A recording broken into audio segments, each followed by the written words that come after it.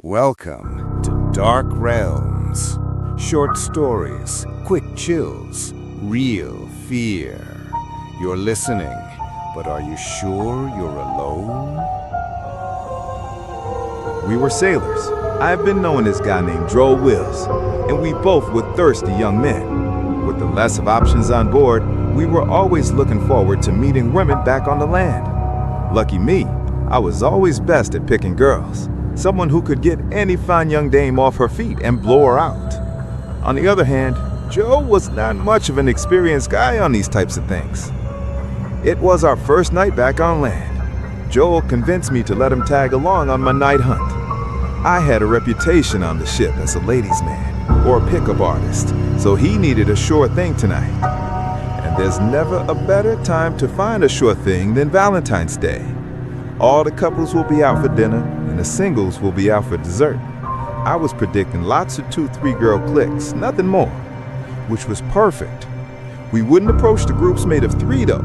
That always left one of them to get bored and convince the others to leave. Joel arrived, a big stupid grin on his face. He already looked buzzed. Fuck. Slurring was not a way to approach women.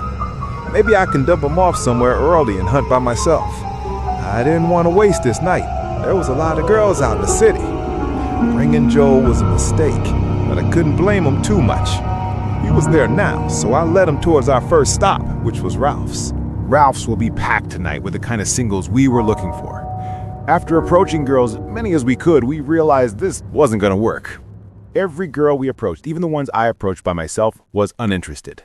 I've never had so many rejections. It was embarrassingly impressive how badly we did at the first bar. We left Ralph's, almost getting laughed out of the place because Joel slipped and spilled his rum and coke down his white Oxford cloth.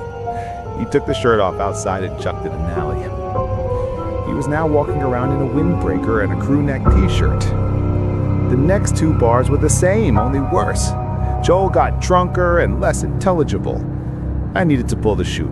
It was just past midnight now, and I should have poured this guy into a cab and tried to pull a late-night scramble for the remaining prey. However, we ended up at the White Rabbit and missed the DJ I wanted to see. The bar was just playing lounge music now, and there were only groups of couples hanging around. I was tired and drunk, and Joel was about to slide into unconsciousness. Then I saw them. 2 figures in the back of the bar sharing a small booth. 2 women, roughly our age, maybe a touch younger, and attractive. I think this was one of those bars that were way too darkly lit, so it was difficult to tell who was good looking or not. I guess that's why they say blind people have better sex. Either way, these 2 were our last kick at the cat. There was a brunette and a redhead.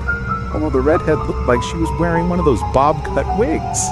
They were staring at Joel and me. One of them, the brunette, locked eyes with me.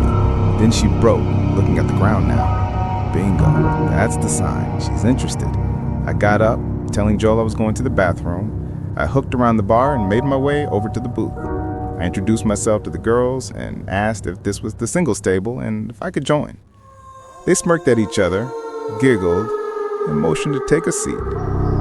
The brunette was named Jess and was vibing on me, hard. The redhead was named Crystal, so I guess she was probably a stripper.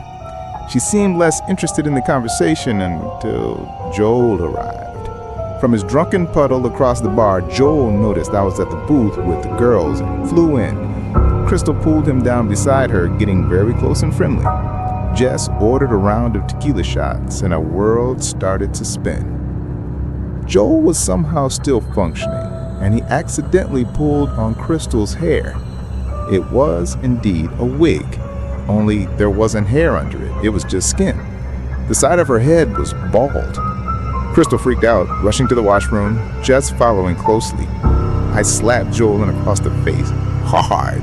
He was shocked by it, but I knew he wouldn't remember. I attempted some damage control.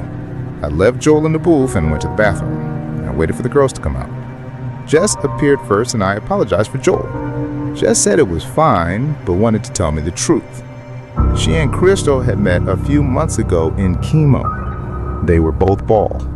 both were in remission. Crystal came out and asked if Joel and I wanted to come back to their place to eat. I asked them if they were sure they wanted Joel to join, and they both nodded. I have carried Joel up to a cab we all piled into.